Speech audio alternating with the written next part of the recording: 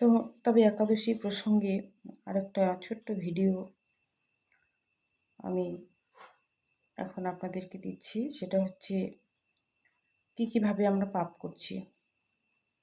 কারণ একাদশীতে পাপ বিলুপ্ত হয় একাদশী করলে। তো পাপটা কিভাবে আমরা করছি? নিজের অজান্তেই আমরা অনেক ধরনের পাপ করে থাকি।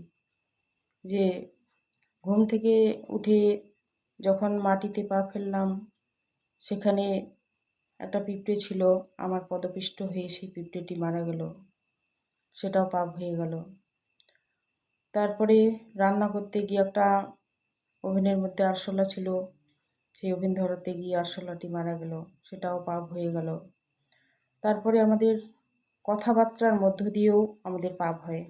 কারণ আমরা যখন আমার কোনো কথাতে কোনো মানুষ যদি দুঃখ পেয়ে থাকে, তাহলে সেটাও পাপ হয়ে যায়, সেটা বাচিক পাপ। তারপরে কারো উন্নতি দেখে যদি আমার হিংসা হয়, যে পাশের বাড়ির ছেলেটার চাকরি হলো, তার চাকরিটা যদি না হতো তাহলে ভালোই হতো, এই হিংসা থেকে পাপ হয়ে যায়, সেটা চোখের দ্বারা পাপ হয়ে গেল। তারপরে কেউ একটা ভালো বিল্ডিং করেছে, বিশাল বাড়ি করেছে, সুন্দর মার্বেল টাইলস দিয়ে, সেটা দেখে সে করতে পারলো, আমি এখনো করতে পারলাম না, আমার হিংসা হলো, সেটা পাপ হয়ে গেল। তো এভাবেই নিজের অজান্তেই আমরা অনেক ধরনের পাপ করে থাকি। বিশেষ করে আমরা যখন কোনো কিছু একটা করি, যে অহংকার করে কোনো কিছু যখন বলি, সেটার মধ্য দিয়েও পাপ হয়ে যায়।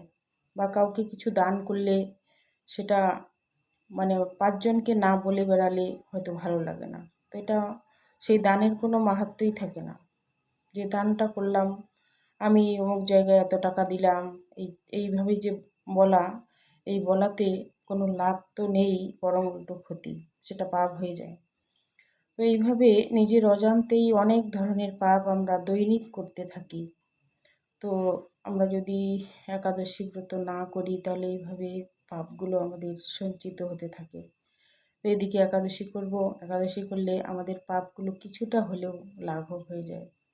কিন্তু মোট কথা হচ্ছে পাপ না করা যতটা সম্ভব, যে আমরা পাপটাকে অ্যাভয়েড করব, কীভাবে পাপ না করে চলতে পারি, সেইভাবে যদি একটা মানুষ চলতে পারে, তাহলে সেই একজন আদর্শ মানুষ হবে।